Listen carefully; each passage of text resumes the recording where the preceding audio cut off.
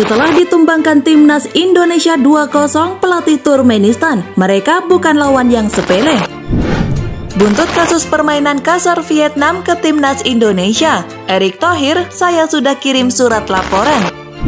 Klub Liga 1 Dewa United pinjamkan rumput ke Stadion JS untuk Piala Dunia U17. Hai, salam olahraga, kembali lagi di channel Garuda News TV. Di sini kami akan menyajikan berita-berita seputar sepak bola Indonesia. Dukung terus channel ini dengan cara klik tombol subscribe, like, comment, and share agar channel ini terus berkembang ke depannya.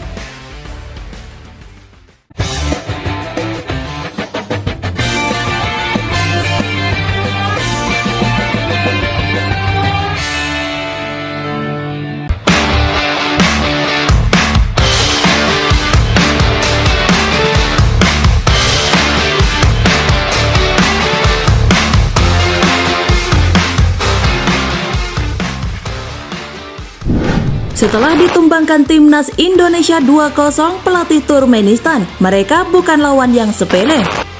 Pelatih timnas Turkmenistan Mirjan Orazov memberikan pujiannya terhadap timnas Indonesia. Ia menilai skuad Garuda memang layak meraih kemenangan di laga uji coba tadi. Kemarin malam timnas Turkmenistan menyambangi Indonesia. Mereka menjajal skuad Garuda di pertandingan FIFA Matchday di Stadion Gelora Bung Tomo. Di laga ini, Turkmenistan harus mengakui keunggulan Indonesia.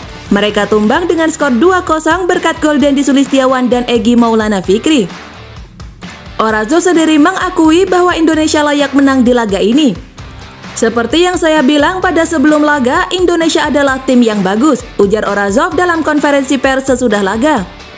Orazov tahu bahwa timnas Indonesia tidak bermain dengan skuad terbaik mereka di laga ini. Jadi ia terkesan melihat permainan skuad Garuda di laga ini.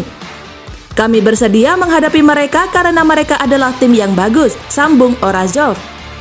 Saya tahu beberapa pemain mereka harus bermain di timnas U23 dan beberapa pemain lainnya mengalami cedera. Namun mereka tetap tampil bagus di laga ini. Meski timnya kalah di laga ini, Orazov mengaku puas dengan jalannya pertandingan. Ia menilai timnya telah memainkan pertandingan yang bagus sehingga timnya belajar banyak di laga ini.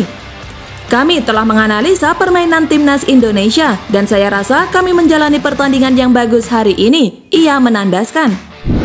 Buntut kasus permainan kasar Vietnam ke timnas Indonesia, Erick Thohir, saya sudah kirim surat laporan. Pada 26 Agustus lalu, Indonesia kalah adu penalti dari Vietnam pada final AFF U23 2023. Namun sejumlah kontroversi terjadi pada laga final di Stadion Rayong, Thailand itu. Vietnam seharusnya kehilangan pemain Nguyen Hong Phuc yang tertangkap kamera dengan sengaja menyikut Haikal Al-Hafiz. Selain itu, Hong Phuc juga secara kasar melanggar Arkan Fikri pada menit ke-101. Namun pelanggaran-pelanggaran kontroversial itu tidak dihukum wasit. Vietnam mengakhiri laga dengan 11 pemain dan kemudian menang 6-5 atas Indonesia di laga final Piala AFF U23 2023. Erick Thohir mengatakan PSSI sudah mengirim surat ke AFF meminta otoritas sepak bola Asia Tenggara itu mengevaluasi insiden kontroversial di final. Selain itu, PSSI juga berencana mengurangi keikutsertaan di turnamen yang digelar AFF. Kita kirim surat ke AFF, kita ingin mempertanyakan bagaimana penilaian dari mereka. Kita juga sedang diskusi bagaimana dengan jadwal kita yang sangat padat antara jadwal FIFA Liga. Kita juga harus berpikir nanti jadwal-jadwal yang bukan kalender FIFA, mungkin kita harus kurangi. Karena bukan masalah salah dan benar karena jumlah pemain kita ini belum tebal, ucap Erick. Misalnya di U17 ada 40 pemain sama rata, U20, U40, tim nasional 60, kita bisa memecah tim. Cuma kalau sekarang kan belum setebal itu. Contoh dari pemain senior cedera 3 mengambil dari U23. Artinya apa? Ya, tipis. Jadi kalender-kalender non-FIFA akan kita review, ujar Erick di Stadion Madia Jakarta pada Jumat 8 September. Sebelumnya muncul desakan agar PSSI keluar dari AFF setelah sejumlah pihak menganggap timnas Indonesia U23 dicurangi di Piala AFF U23 2023. Namun, Erick ingin fokus kepada mengurangi keikutsertaan timnas Indonesia di ajang AFF jika tidak sesuai dengan kalender FIFA atau bentrok dengan jadwal liga. Klub Liga 1 Dewa United pinjamkan rumput ke Stadion JIS untuk Piala Dunia U17. Ketua Umum PSSI Erick Thohir mengaku belum lama ini rapat dengan PT Jakarta Propertindo atau Jakpro membahas perkembangan renovasi Jakarta International Stadium atau JIS. Salah satu hasilnya adalah pinjaman rumput dari klub Liga 1 Dewa United untuk stadion yang bakal menjadi arena Piala Dunia U17 2023 itu. Alhamdulillah saya terima kasih ke Dewa United yang merelakan rumputnya untuk dipinjamkan ke JIS. Ujar Erick saat ditemui usai mengunjungi coach klinik BVB Legends Tour Indonesia bersama PSSI di Stadion Madia Glora Bung Karno, Jakarta Pusat pada Jumat 8 September 2023. Pria yang juga menjabat sebagai Menteri Badan Usaha Milik Negara atau BUMN itu mengatakan FIFA bersama konsultannya sudah mengecek rumput milik Dewa United dan sudah sesuai standar yang diterapkan. Dewa United saat ini mempunyai 2 training ground di Megamendung Bogor dan Pagedangan Tangerang. Terdapat berbagai fasilitas yang dimiliki termasuk lapangan latihan. Egy Maulana Fikri dan kawan-kawan pun kini sudah menggunakan kedua area tersebut untuk berlatih selama kompetisi Liga 1 2023 hingga 2024 bergulir.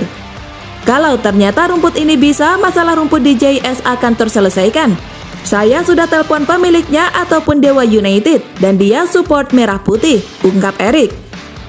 Selain rumput, Erick juga membahas soal pembangunan jembatan penyeberangan sebagai akses tambahan dalam rapat dengan Jakpro.